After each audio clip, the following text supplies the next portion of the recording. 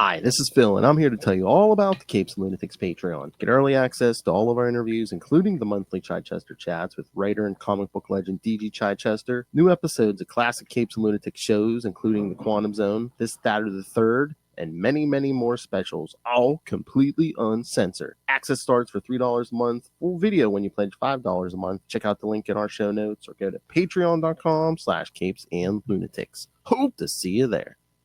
Batman, my favorite character. That sweet old man, really. Aw, what a sweet old man. All right, kids, welcome back to the first episode of We Are the Night, the Batman Podcast. for 2025. I am Phil. Joining me, as always, that generational villain it is. Damn right, little helper.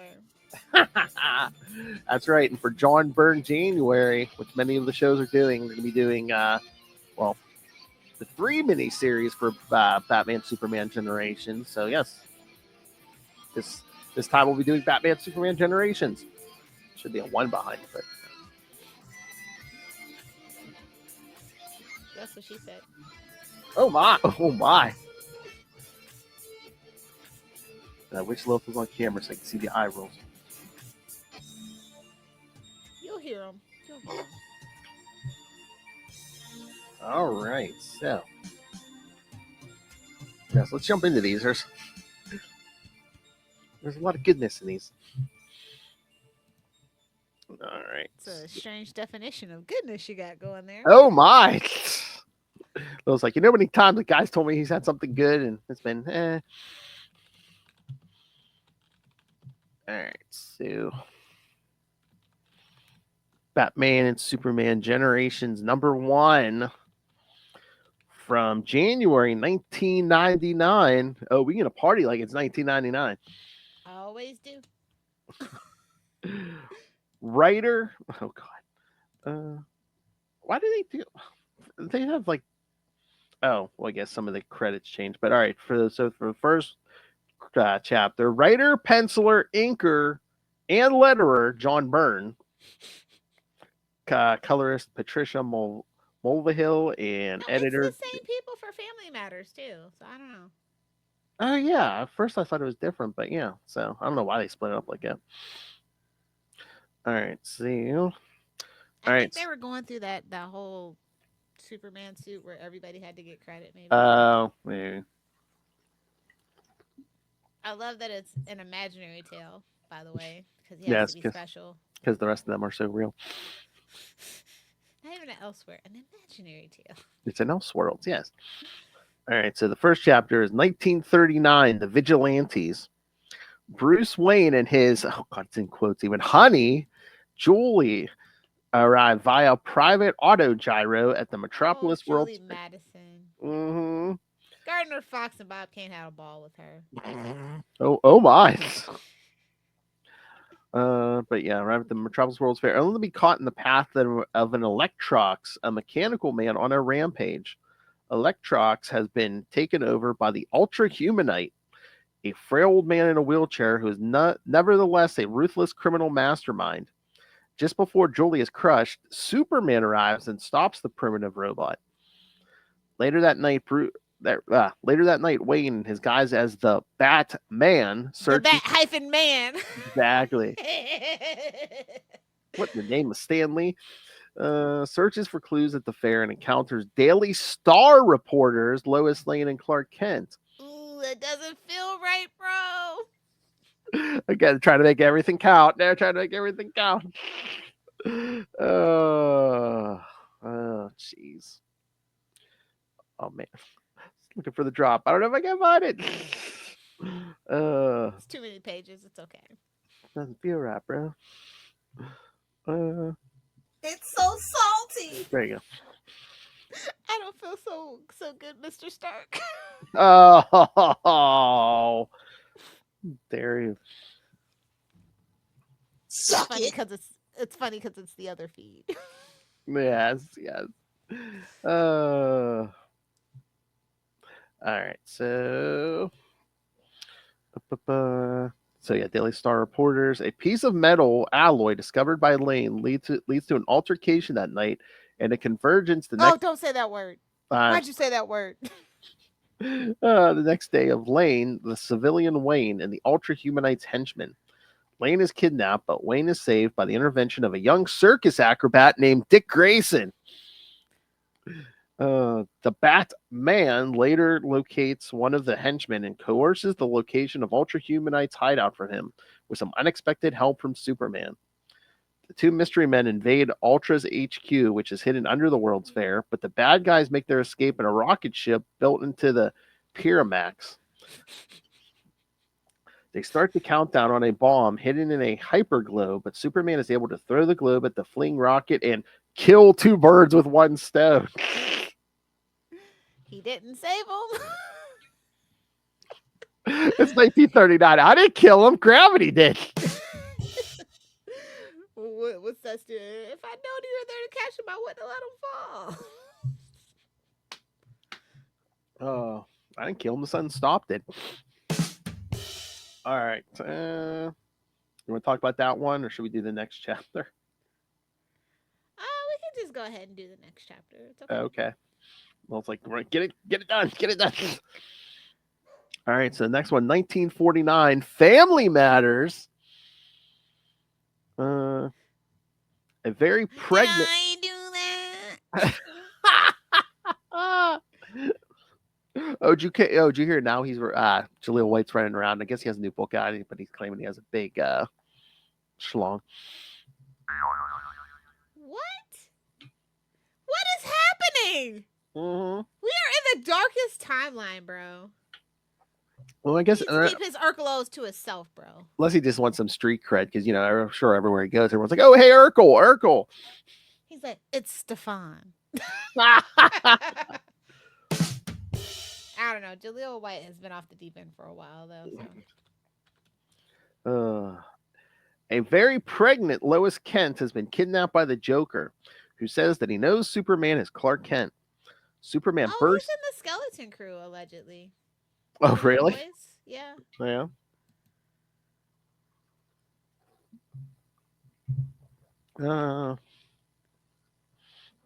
Superman bursts in and the Joker opens a lead-lined safe to reveal kryptonite.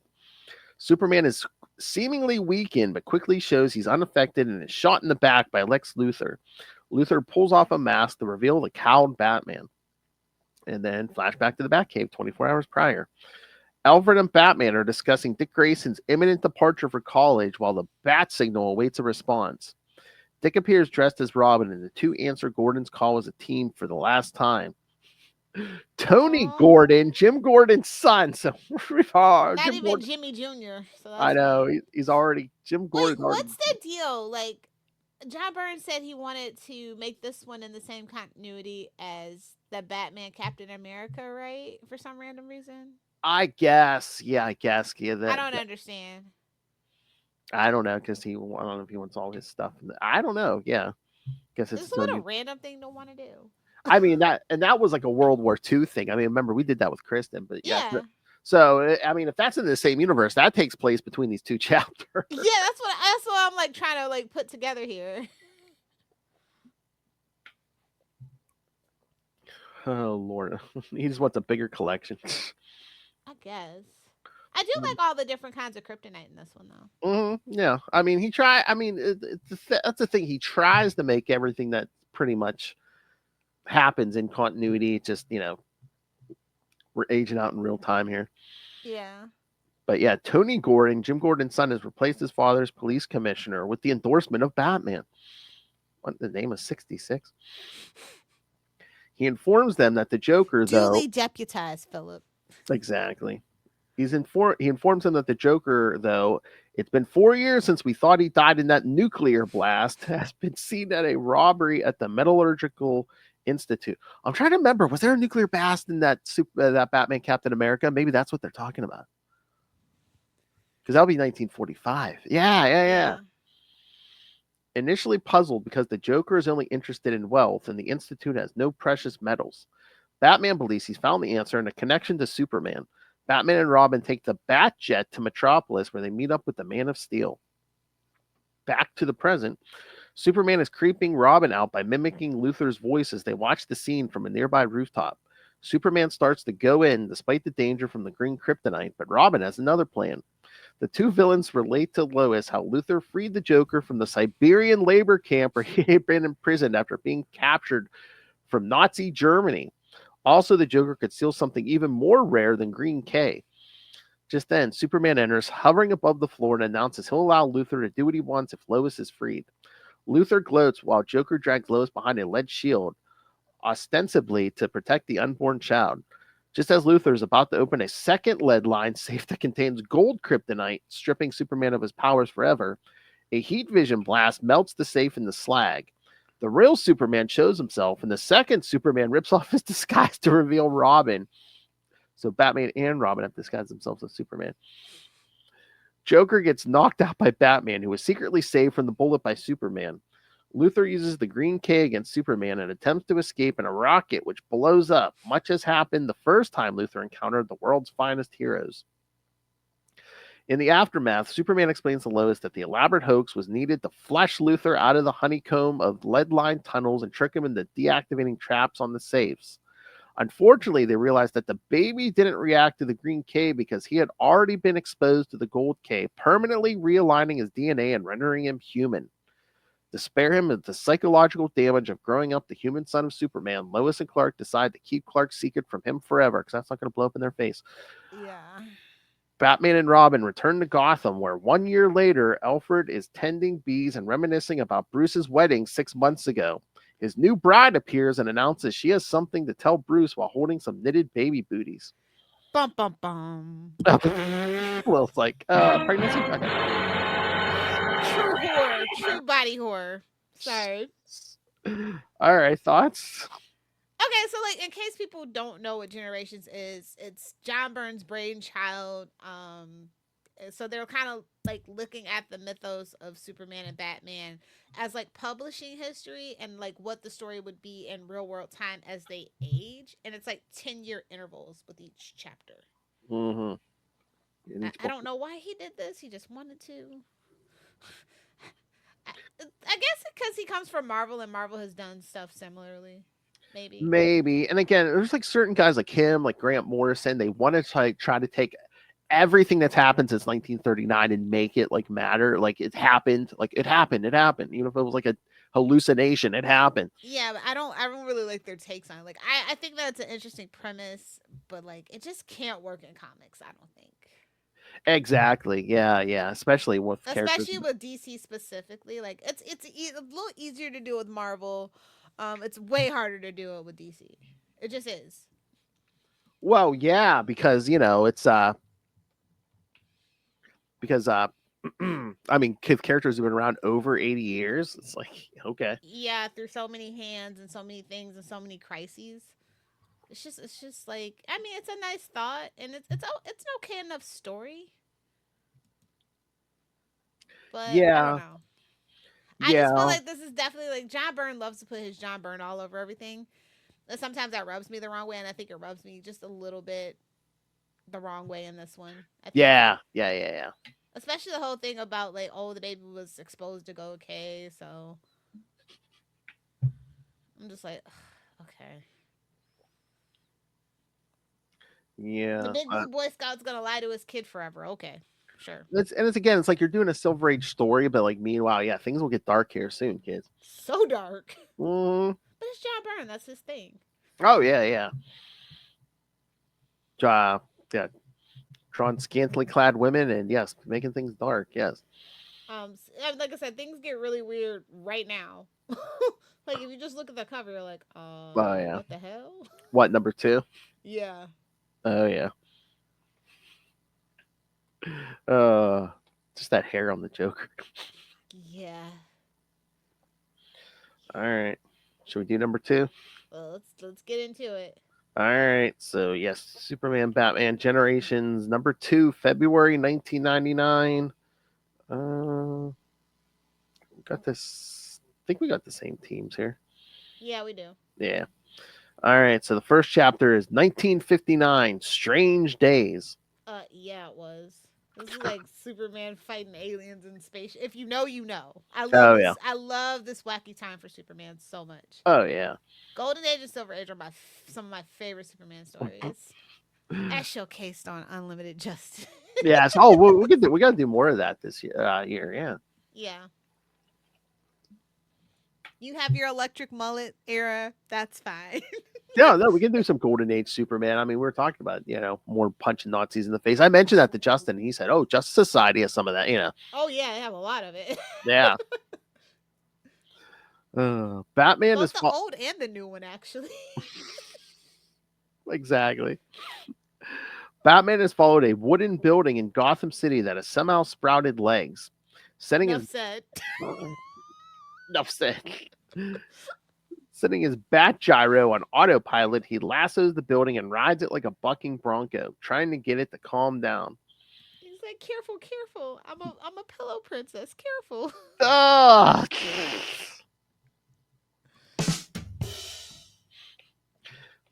But Lilith likes it. The size of a building between her legs. No, that's too much. After he does, he calls out to the one he believes is responsible for this trick, Bat-mite. Ba-ba-bum. Who is surprised, Mr. McSpittalick shows up, revealing himself Even to be the one. worse. I know. Well, he even says, he's like, at least Bat-mite, like, he thinks he's helping me. This one, he don't care. He don't care about nothing. They can never get this character right in live action, so they should stop trying. I know. Meanwhile, Jimmy Olsen uses a special mind communicating machine to get Superman, now turned into a green giant due to exposure to red kryptonite, to put down an ocean liner he has in his hands. Soon the red kryptonite effect wears off and he is back to his normal self. Superman greets Jimmy gratefully on the Daily Planet helicopter roof when Bat-mite shows up. Let me look like a giant Frankenstein. Oof. Yeah, I think they mentioned it was Brainiac. We never see Brainiac in this thing yet. Yeah, bummer. Although Brainiac has been kind of overused too. So yeah, he's sometimes he's getting close to being another Luthor, Zod, Doomsday. Yeah. Again, there's so many other villains he has. Justice for Bizarro. Although Bizarro's not a bad guy. I don't care what anybody says. I love Bizarro. Metallo. Yeah, Metallo. We can go there. They both explain why they now appear to each other's heroes. A couple of space pilots from Epsilon Eridan have taken both imps from their home dimensions to help find a suitable champion that would defeat the Bortan, an alien race that has destroyed many Lunatics and enslaved the rest. Seeing the greatest superheroes of Earth in action, particularly Superman and Batman. I would have chose Wonder Woman personally, but whatever. Two Eridanites were chosen for the mission of contacting them, and so they used their technology to bring the two imps on board, knowing how capable they were in testing their own champion's abilities. I know, I'm surprised it's Byrne. You would think you want to draw Wonder Woman in this, if nothing else. Scantily clad baby. Yeah, I'm surprised. The restraint. I know. There's like no there's like hardly any Wonder Woman, no Catwoman. I was like, what's Byrne doing? It's a sausage fest, baby. I know. I'm like, Byrne, are you feeling all right? No, clearly he was not feeling all right when he wrote that. They were now to test the other's champion so that the Iranidites would know which superhero they should take back home. To prove that neither hero has a choice of backing out, Bat-mite proceeds on making a giant green monster from a billboard in Metropolis come alive, while McSpittalick makes a giant menacing robot appear in Gotham City. At home in the Kent residence, Lois Kent deals with her young daughter, Kara, finding herself floating a few inches off the ground, which is scaring her. Lois finds a special red amulet that emits red solar radiation that she puts around Kara's neck, enabling her to live a normal life.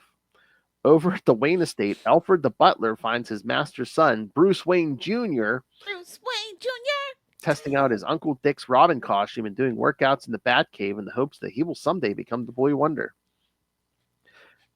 As both Batman... The worst thing ever. I know. As both Superman and Batman struggle with the giant creatures created by the two imps, Superman finally decides to transport both the imp and his monster to Gotham City, where the two monsters end up struggling with each other. Mxyzptlk decides to create an even bigger monster, one that spews flames from its tentacles. Nothing sparkly, nothing quantum. I don't think those are tentacles.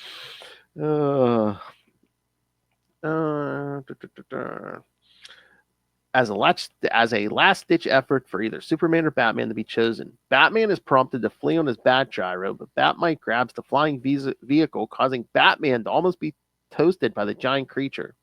Superman comes to his rescue, only for both of them to be knocked flat to the ground where they are both crushed. As both Batman and Mxyzptlk argue with each other over how brilliant each other's creation was, the Iranidites hover overhead and decide to take two imps back home with them. As they depart, the monsters vanish and Batman and Superman rise safely from the impact zone. Grateful that the aliens fell for the ruse of their playing dead, and grateful for Superman's split-second timing. Soon after, Lex Luthor appears unto young Joel Kent to tell the lad something. I'm your father. It's like, oh, happy ending. We sold Mxyzptlk and Bat-mite into slavery. Okay, goodbye. Good times, good times. The Silver Age. Exactly. That's all you can say. And everybody understands. Exactly. Oh, jeez. All right, next chapter, 1969, Changing Time. My favorite chapter. Oh, my. President Richard Nixon. Tricky Dicky. 1969, Tricky Dicky. That reminds me of the Crisis on Earth we did not too long ago on JSA. Oh, yeah. Tricky Dicky. Call the assembled heroes, Superman, Batman, Wonder Woman, The Flash, and Green Lantern to do something about the picketers outside the White House protesting the Vietnam War. They vocally refuse to, stating that the people have a constitutional right to protest. The president then demands them to stop the war, but Superman says that the issue isn't black or white. After being demanded to leave, Superman talks to Batman, who is now Dick Grayson, His boy Dick Grayson. about Bruce Wayne Jr. Bruce Wayne Jr. About Bruce Wayne Jr.'s decision to retire his identity as Robin to be enlisted as a soldier in the Vietnam War, as well as rich people would never, first of all. I know, as well as his own inability to contact his son Joel Kent ever since he went off the war. At the gravesite, yeah, and at the gravesite of Alfred Pennyworth, Bruce Wayne communicates with the ghost of Alfred his own thoughts concerning his son going off the war, as well as those about Batman being too comfortable as a public image to be fear-inducing as it once was. No, you literally kill people low key, so they're still afraid of you. Exactly. And if they're gonna in the current comics, they're gonna have Alfred be dead. I want Bruce to have conversations with Ghost Alfred. Come on. I know, bring it back. I'd be like, I'll be dead, and I still know. I mean, he knows Constantine, for the love of goodness. Yes, Ghost Butler. Yes. No, not Ghost Butler. Now he has to serve an eternity. Oh my God, can you imagine that story? Oh yeah. I made a promise to your mother, Bruce. Oh. It's giving Harry Potter. I slept with one man's wife like 50 years ago, and I'm he begged me to. Paying eternity for it. Oh, this is a Twilight Zone episode. Somebody get Jordan Peele on the line. He slept with Martha Wade, and now he's for his punishment. He has to serve Bruce for his offspring for eternity. Oh. Don't let Jim Lee hear that. Alfred tells Bruce that there are greater fears in the world to worry about, which is why the people need something that they can rely on, such as the Batman. If they're relying on Batman, they're in more trouble than I could ever imagine. Exactly. Meanwhile, Bruce Wayne Jr. is helping as Robin to crack the case of the Joker Jr., whom the Joker claims is neither his son nor a trained protege, despite being able to elude the police for years. The Joker's daughter. That's what they should have did. I'm surprised Byrne didn't do that. Although, we get to the end of the story, you see why he didn't do that. Yeah. Both he and Dick are frustrated as their last attempt to ascertain the identity of Joker Jr. from the Joker himself proved fruitless. Well, duh. I don't know what they're expecting. I know. In Metropolis, Lois Kent learns that she now has cancer, which startles the teenage Kara, who is just starting her superheroic career as Supergirl. She tries to assure her mother that her father will find a way to cure her, but Lois already knows the various attempts Superman has tried for cures to diseases were all failures, all of them from alien worlds that only worked on alien physiology.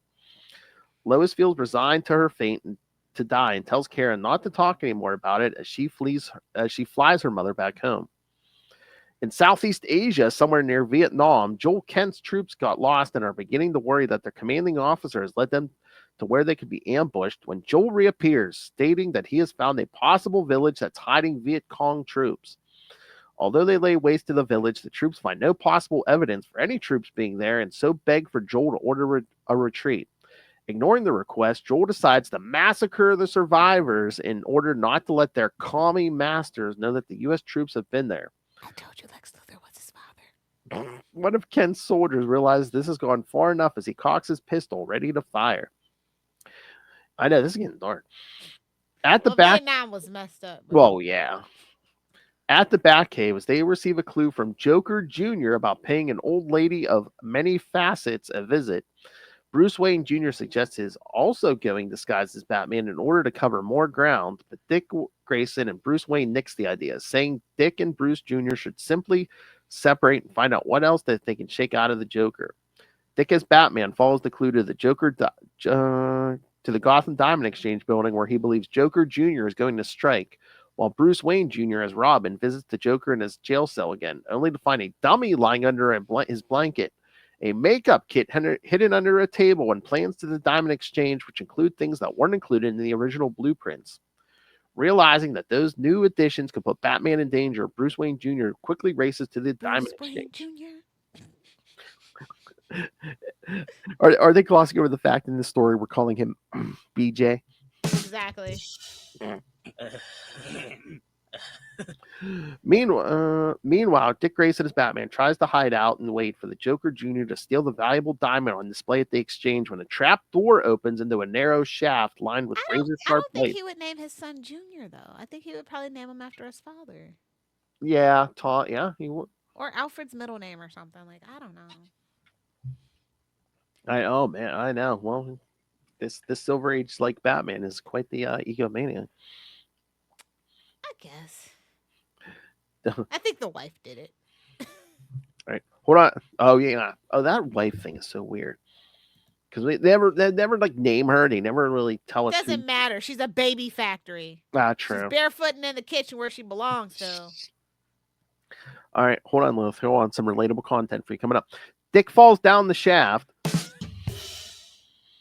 sliced all the way to the bone, and lands on a cushion in front of Joker Jr., who explains that he has owned the building for 10 years, 6 years longer than he's been operating in Gotham City. Joker Jr. then reveals that he has lined the blades with a blend of hallucinatory drugs, with effects that kick in just as Batman tries to fight the clown prince of crime. The Cape Crusader then falls... That sounds like my idea of fun. The Cape Crusader then falls into a giant pie where he thinks he sees the meringue attacking him, but it's actually a nest of machine guns emerging from other pies to shoot him dead. Ooh. Told you those calories would kill you, kids. Moment on the lips, death time on the hips. Oh my! Moment on the lips, an eternity on the gravestone. Bruce Wayne Jr. as Robin reaches the exchange just as he hears the gunfire going off, and so rushes down the steps in the hopes that he will save Batman. But it is too late.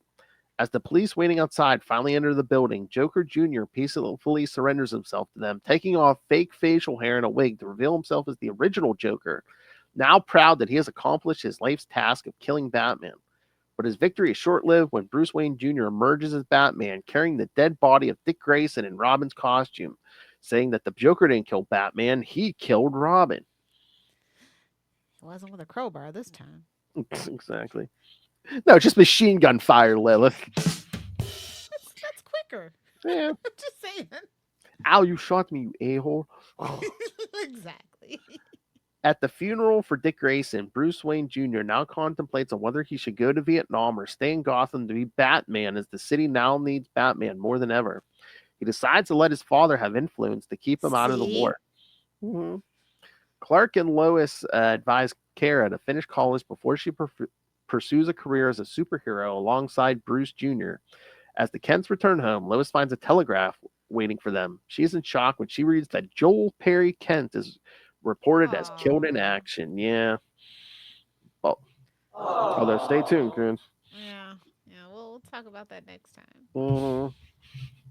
Mhm. So, any thoughts on this one? Wow, start to finish, bro. Mhm.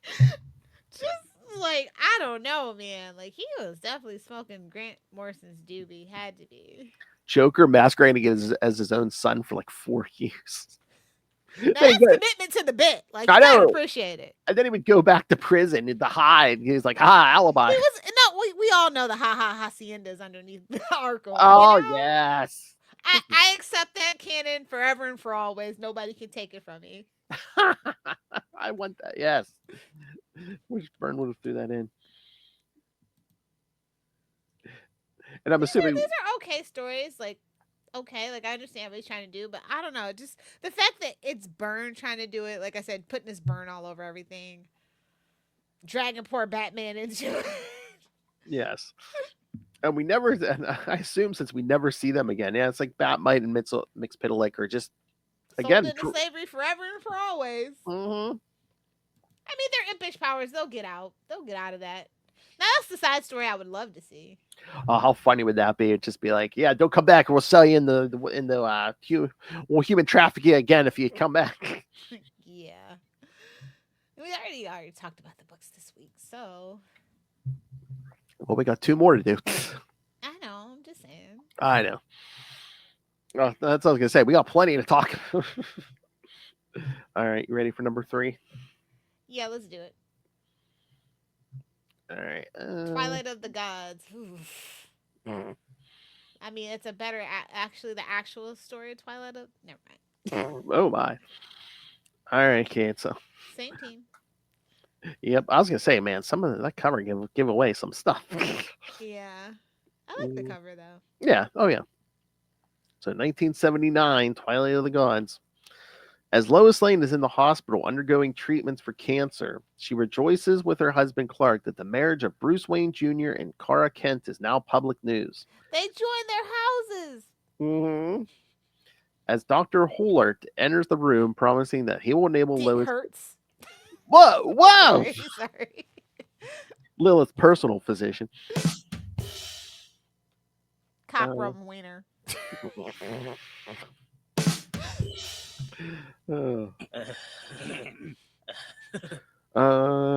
Yeah, but the doctor promises Lois will live long enough to see the wedding. It's like, well, yeah, that ain't long. What is this? How I Met Your Mother? Leaving Lois in Dr. Holler's care while he returns to take care of the Daily Planet, Clark changes into Superman, revealing that his human old age is nothing more than mere makeup used to hide his still youthful appearance. That has to suck for Lois. Isn't that your dream come true? The guy will always look 25? No, not when I'm all decrepit. Hell no. When I finally settle down, it's going to be somebody that's old and weak and feeble that I can beat up. Hey, Ray's already taken. There's plenty of Rays.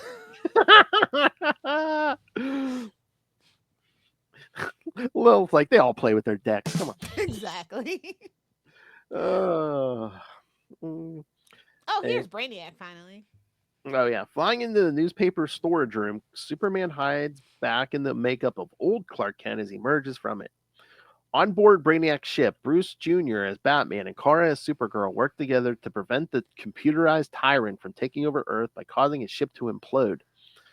After Batman performed his tinkering with the ship, Supergirl pushed it far from Earth's orbit before it collapsed in on itself, grabbing Batman's ship to keep him from being sucked into the singularity the collapsed ship created prior to the couple that kills together stays together.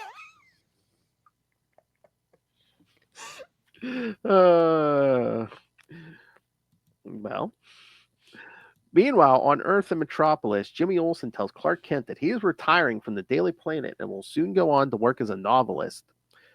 In the Himalayas, Bruce Wayne finds himself taken captive by the very being he was searching for, Ra's al Ghul. Oh, Phil. Yeah. That's going to be good news.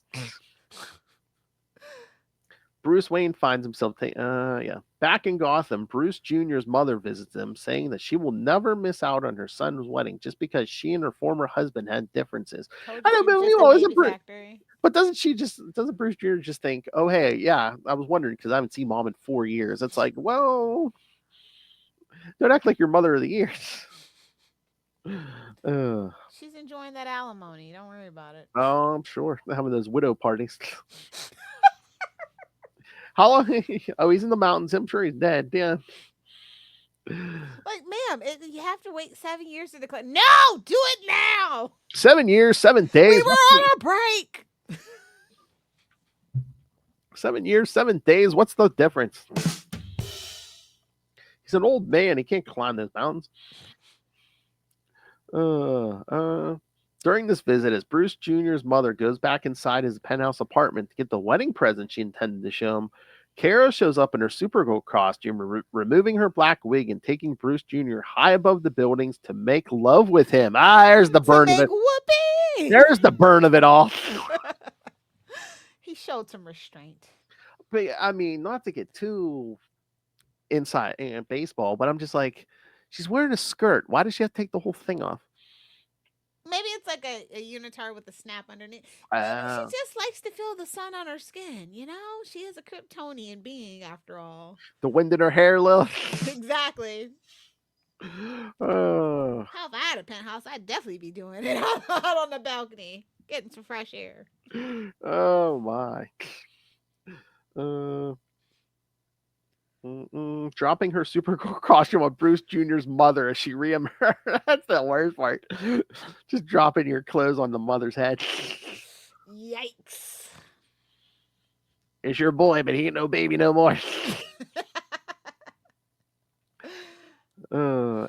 In yet another place, a warrior in a green and purple battlesuit prepares himself and tries to bring comfort to an Asian woman protesting his desire before he flies off.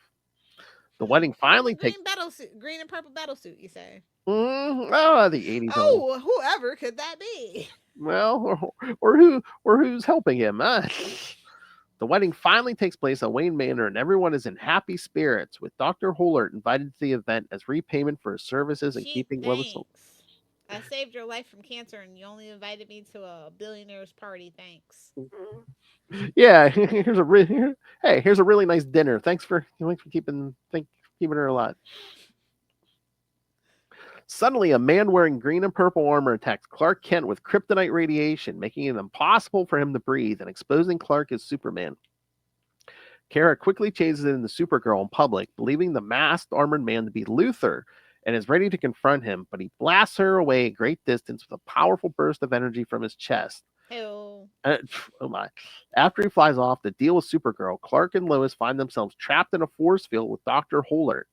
As Bruce Jr. goes off in the hopes of going after Luthor, Dr. Hollert reveals himself to be Luthor,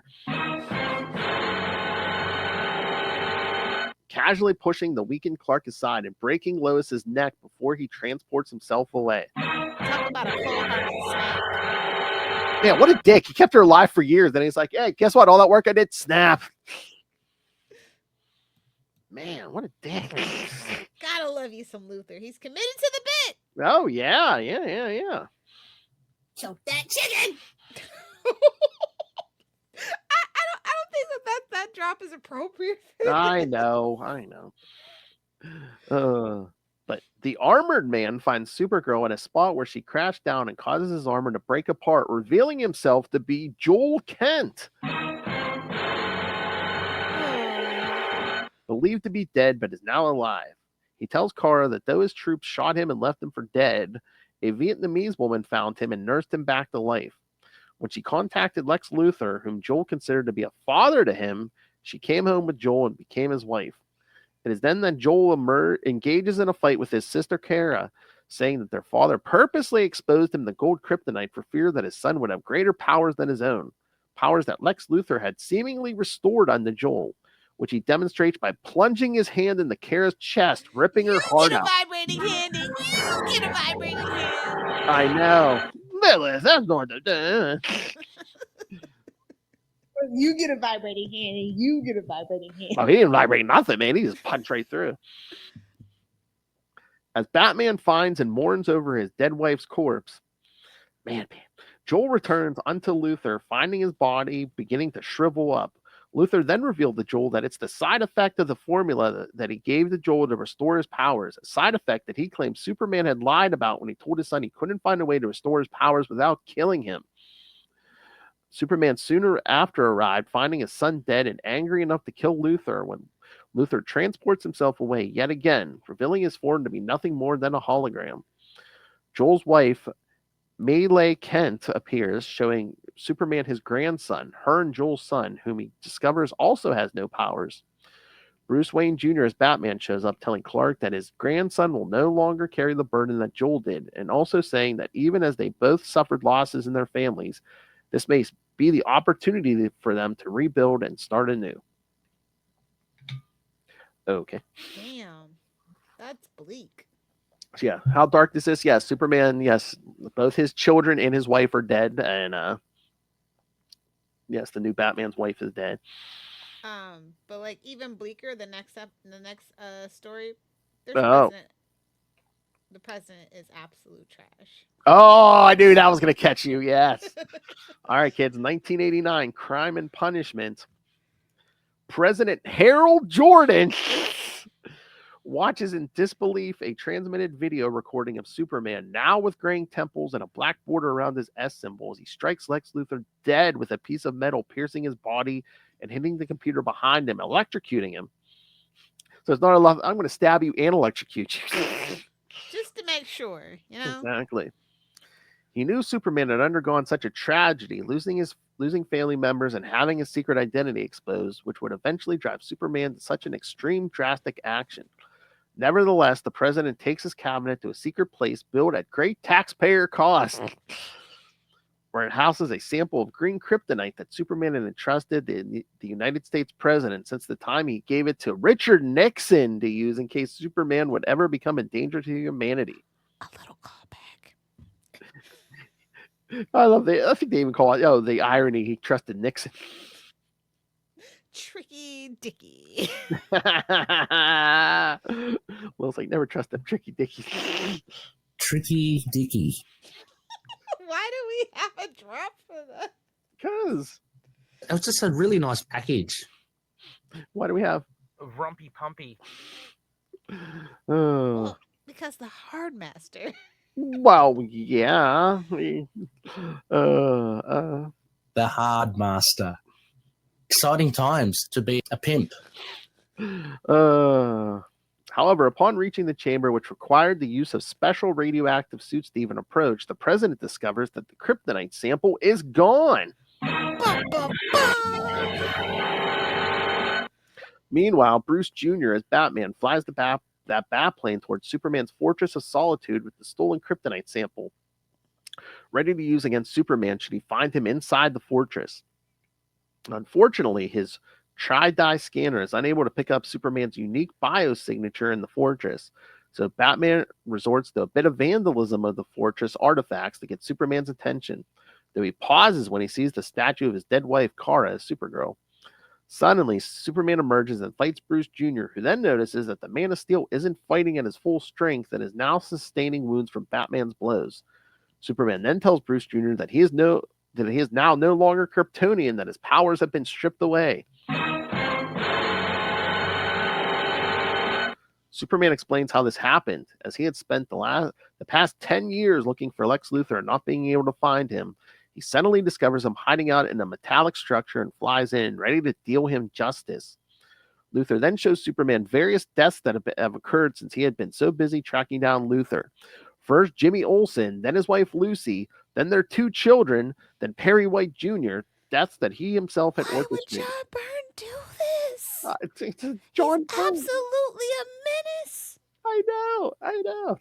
And Perry White Jr. was just minding his business, man. I know. I mean, at least Jimmy's like the best friends. Like Perry White Jr. be like, my dad worked with them like 50 years ago. Why am I getting? What did I do? Exactly. As Superman grabs Luthor out of the wheelchair single-handedly, he groans in pain as his shoulder is now dislocated. Luthor reveals that the gold cuffs he is wearing are made of gold kryptonite, and that the wheelchair is simply to help him conserve energy long enough for him to exchange minds with Superman. This part leaves Superman puzzled until Luthor tells him that the person inhabiting Luthor's body is actually his old nemesis, the Ultra Humanite. He now takes Superman back to their last encounter to explain how he survived. Again, 1939, kids. As the rocket he and his henchman Lex Luthor tried to escape and was destroyed, his robot servants found the bodies of both the Ultra Humanite and Luthor in the wreckage. Ultra Humanite's body was destroyed, but his brain is still alive, whereas Luthor's brain was destroyed, but his body survived. Using his robot servants, the Ultra Humanite surgically transplanted his brain into Luthor's body. But as there was a glitch, the transplant was imperfect, and the Ultra Humanite was stuck in a body that was aging. Now the Ultra Humanite has the equipment to transfer minds between bodies, with which he hopes to use to transfer his mind into Superman's body and gain all his powers. As Superman tries to stop Ultra Humanite from using the machine, he finds out that the villain has encased him in an electrical cage where he hopes to keep him in until the transference is complete. Superman realizes at this point there's no way out until he sees a piece of metal on the floor next to him, and so distracts the Ultra Humanite by getting him to tell Superman how he managed to evade him all these years. The Ultra Humanite simply tells Superman that he skipped over the years through a time warp he created. As the villain gets ready to use the mind transferring machine, Superman picks up the piece of metal and strikes the Ultra Humanite, hoping to pin him to the machine. Instead, he accidentally caused it to electrocute his adversary, which shuts down the electrical cage. Superman then used one of the Ultra Humanite's flying machines to retreat to the Fortress of Solitude, only to discover that the villain had his death purposely recorded in order to frame Superman, and then had the machine's electrical components fused beyond repair to destroy all evidence of Superman's innocence. Despite this, Superman chose to appear before a governmental grand jury and declare himself guilty of killing Ultra Humanite as Lex Luthor, stating that he feared his emotional state at the time may have led him to commit this action. With the judge unable to sentence Superman to a suitable punishment for Earth criminals, Batman presents an alternative for his case: 10 years in the Phantom Zone. As the judge permits, Batman activates the Phantom Zone projector and watches as his friend and mentor vanishes, saying that hopefully in 10 years, Batman will make the world a better place. No Batman's ever made the world a better place. All right, thoughts? I mean, holy fucking shitballs, bro. Like, literally the darkest timeline. You think we live in a bad time? That is the darkest timeline in DC ever to have known. I know. Wow. Like, Byrne was on one. He was like, I want to burn it all down. And they were like, just make this an Elseworld. Matter of fact, don't even say it's an Elseworld. It's an imaginary story. This is almost like, yeah, this is a crisis that's going to reboot everything. Something. Everyone loves cocaine. And they Booger sugar, little Mephisto's mushrooms. A lot was going on in that bullpen. And they did it. They did the opposite of Silver Age Supergirl, where this time she's wearing a black wig over blonde hair. Yeah, I like that. Although, where the hell did she get blonde hair at? Natural blonde hair at? It's I think it's a dominant Kryptonian trait. Wait. Say neither of them parents had one. Huh? Oh no! Well, Aunt Lucy was blonde. Yeah. For some reason. Oh Lord! Yeah, the Ultra Humanized Lex Luthor managed to transport himself from 1979 to 1989. He says he discovered a unique field effect generated from radiating acetylsalicylic acid at a 108 megahertz frequency. Acetylsalicylic acid is an ingredient found in aspirin, while 108 megahertz is the upper end of the FM radio band frequencies. Just gobbledygook junk science. So John Byrne, yes, had Luthor create a time machine out of aspirin and a FM radio wave. Gotta love it. I feel like John Byrne is probably low key a conspiracy theorist. Maybe. I thought.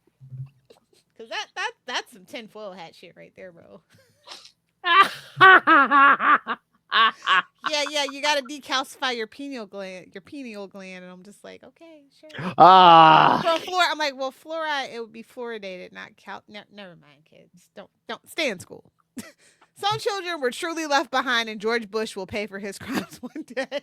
I mean, some of those guys were conspiracy. I think that was it. Jack Kirby. I think that might have been a conspiracy theorist and I stuff. just know Grant Morrison is. I know for a fact.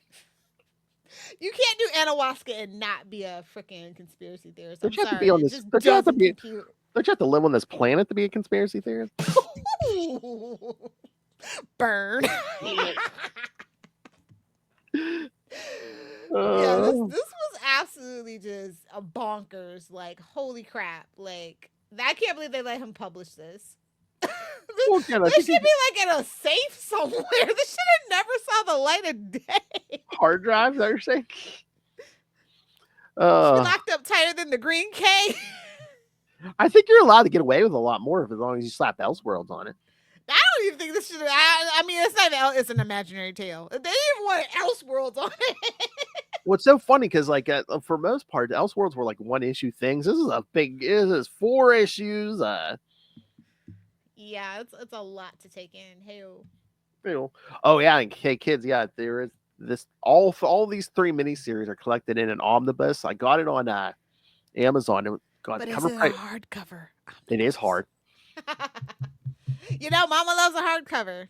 I mean, trades are all fine, but you gotta have a hardcover. You can F somebody up with this, look. You know, almost any DC hardcover could really serve as self-defense weapon. But it was on sale on Amazon. It was like the cover was like $75. I got it for like 40. Oh wow. Yeah, it was on sale. I don't know if it's still on sale now, but it was. I'd like to have all the floppies of these, honestly. You know what? I have 2, 3, and 4 of this one. I don't have any of the other. Well, until I got this omnibus, I didn't have the other 2 miniseries. But yeah, I think I have 2, 3, and 4 of this first one. Somehow I missed one, and I picked up. I saw 2. I was like, "What is this?" Yeah, I'm just gonna give it to DC. DC, they love a good omnibus collection. They have way more than Marvel. I do appreciate that. Although some of it is a little redundant. Mm-hmm. But you know, it's nice to have the options. Mm-hmm. All right, ready for the last one? Deep breath, guys. We're almost there. No, my. All right, so. Let's do it. Look at that cover, kids. All right, so Superman Batman Generations #4, March 1999, same team. And then the next one is like a hell of a jump. Yeah, between this chapter and the next one, yeah. 1999, Beginnings and Endings. We're gonna party like it's 1999. Bruce Wayne Jr. as Batman is now held captive by Ra's al Ghul, or at least the person. He's just collecting Batmans, ain't he? Or at least the person now wearing the demon's head mask, and is surprised that instead of his adversary wanting to kill him, he now actually wants him to take his place. The man in Death's head mask now takes Bruce Jr. to the Lazarus Pit, where Ra's al Ghul had taken Bruce Wayne to 20 years earlier during their last encounter. The Lazarus Pit was what had given Batman's adversary long life, though it has given him madness in exchange for long life.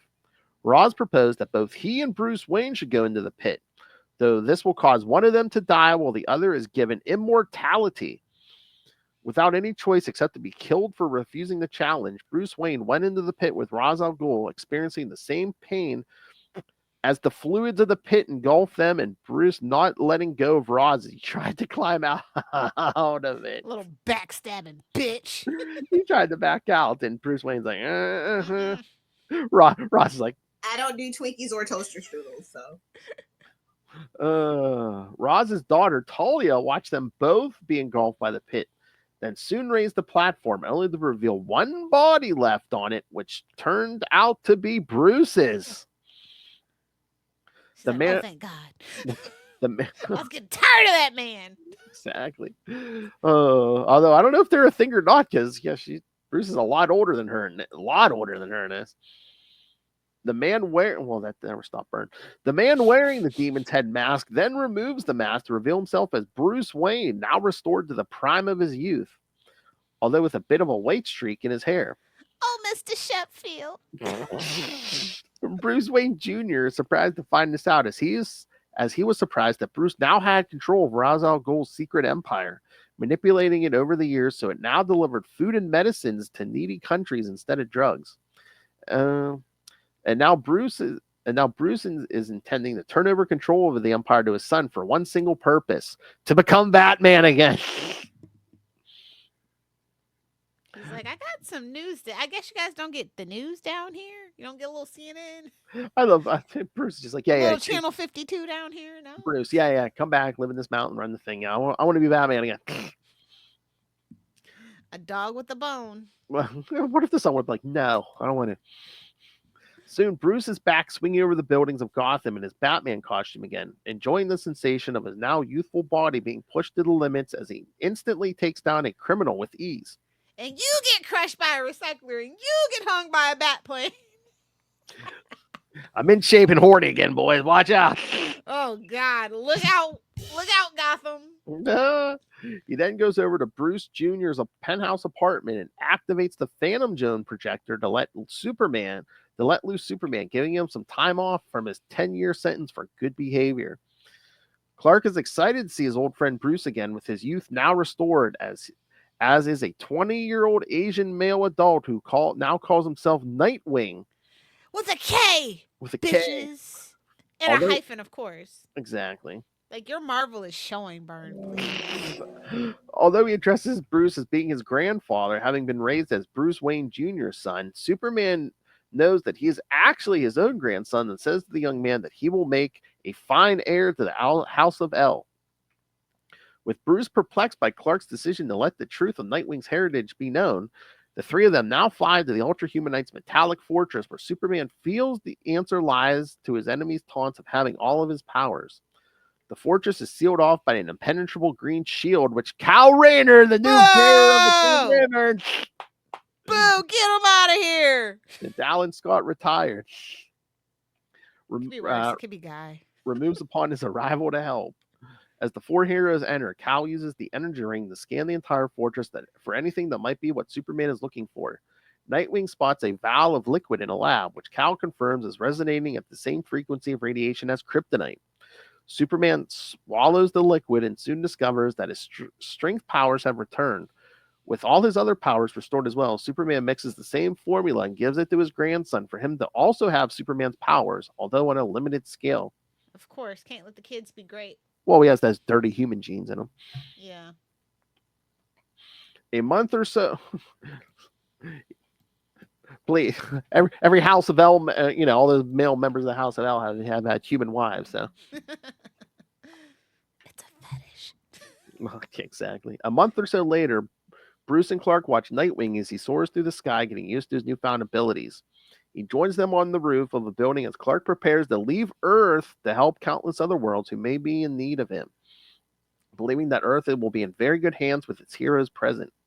As Nightwing watches Superman disappear beyond the limits of his telescopic vision, he has the feeling as if he is never going to see Superman again, but Bruce assures the young hero that he will show up from time to time. Which will be next. Party like the next 2919. Oh, yeah, because, kids, no 10-year jump this time. Now we jump to 2919.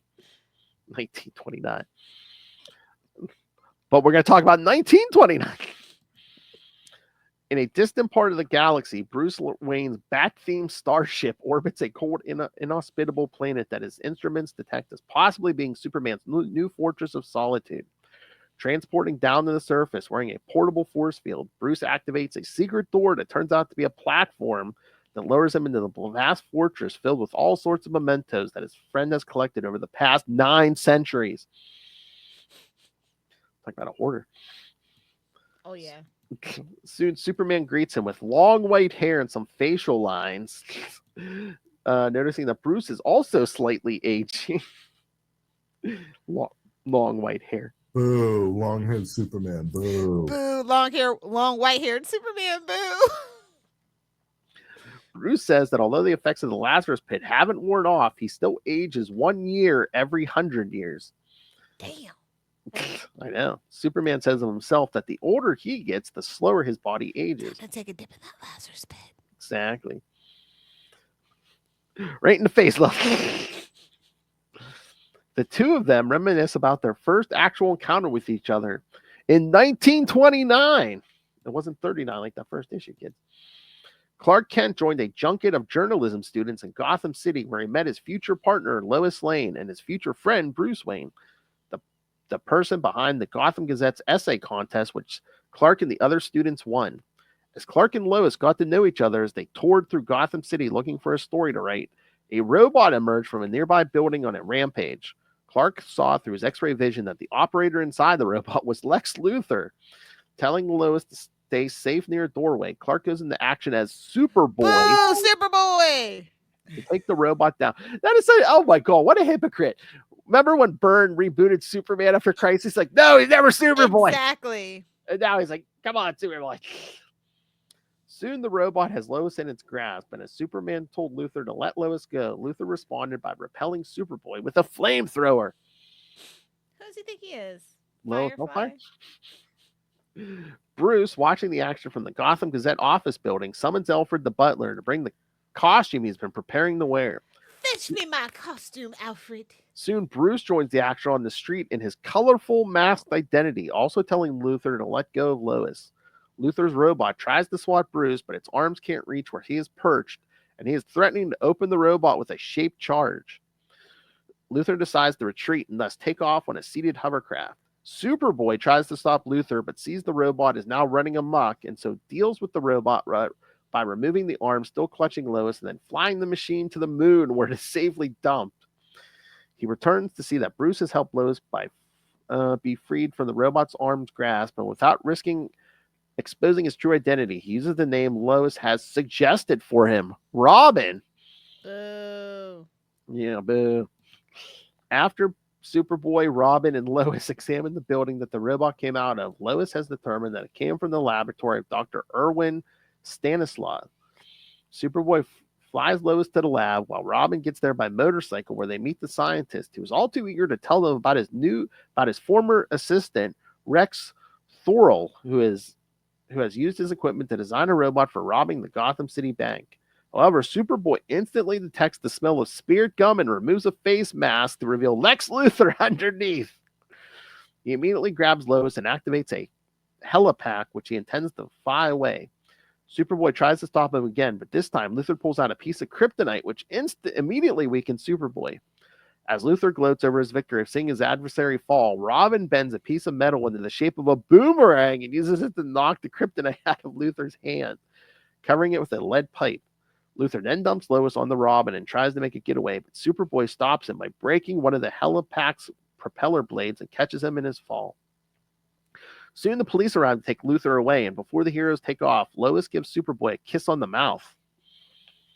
Returning to Smallville, Clark Kent decides that he's going to move to Metropolis instead of Gotham City. Hell of a kiss, which was where Lois was heading. Soon, Pete Ross comes in the door to tell Clark that Lana Lang has turned into a sorceress by using the magic wand her father found in Merlin's cave. Oh, what a last-minute ditch on this one. I know. Kawachi Cave by another name. I love.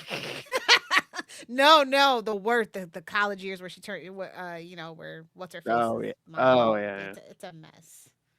And It's so also a little bit of Supergirl the movie too. Oh, yeah. And so as Superboy, he chases after the transformed Lana, who invites him to join her in putting right all the ills of the world. After the reminiscing has ended, Bruce brings up the real reason he tracked down Clark. Things on Earth and in the galaxy had become too peaceful for them to make any more of a difference from all their efforts in the early years. And now they see greater challenges elsewhere as a team of heroes. It is then that how Smallville should have ended, actually.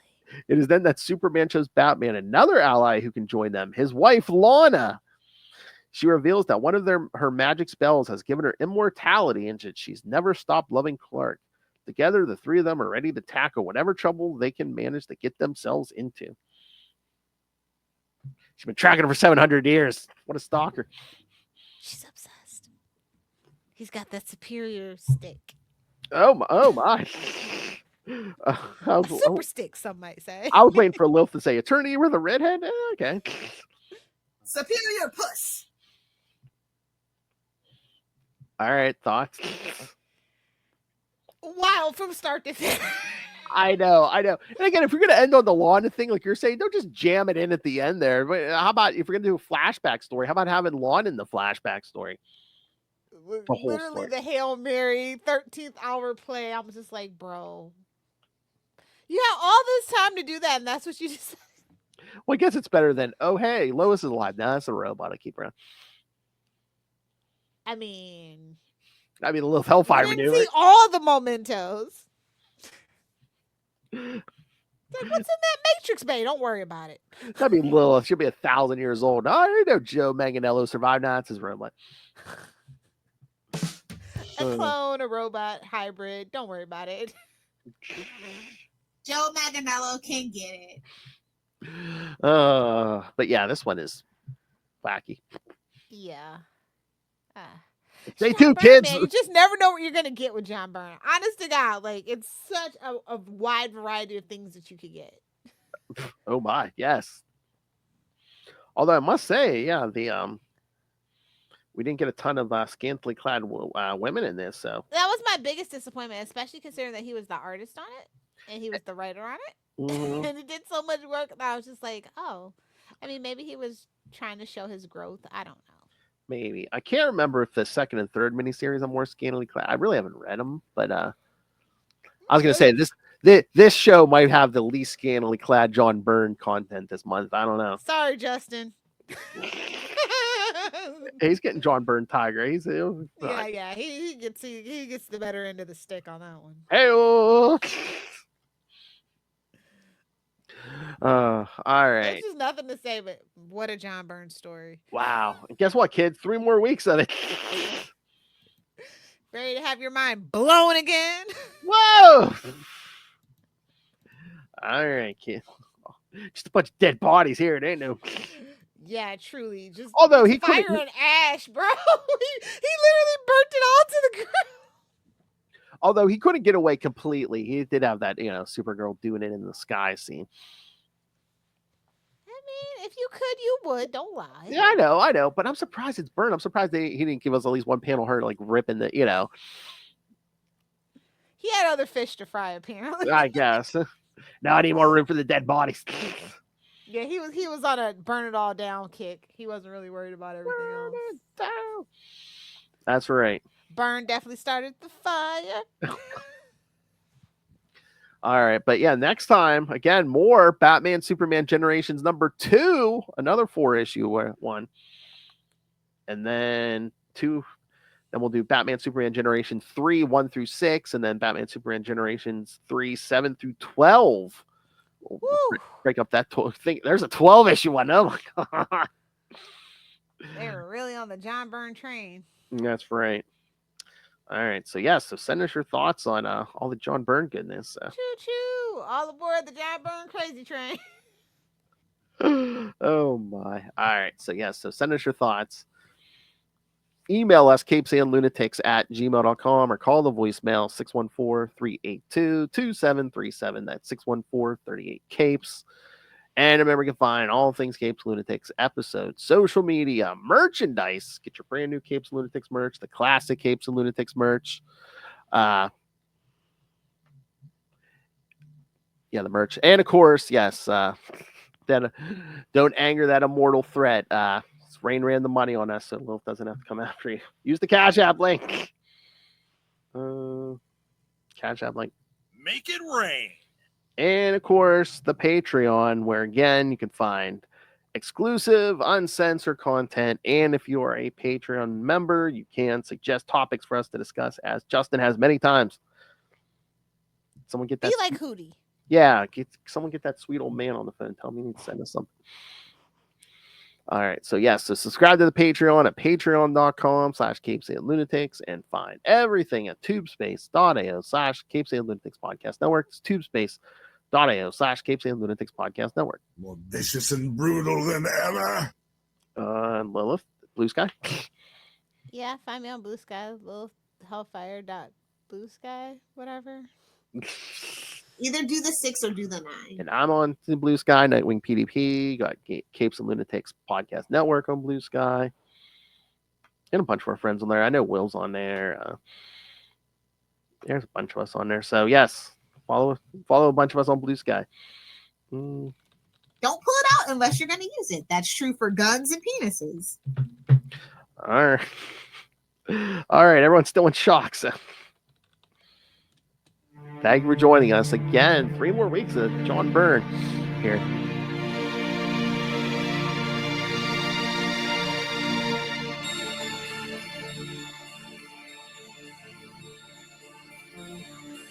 Ooh, that's such a burn. All right, so yes, join us again in 1 week. Yes, Superman Batman Generations 2, another 4 issue, and then when we do 3, we'll split it into 2 parts. There's 12 issues of Byrne.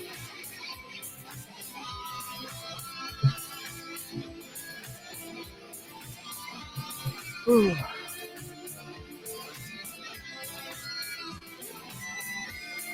You'll push back your Azrael episode a week. So.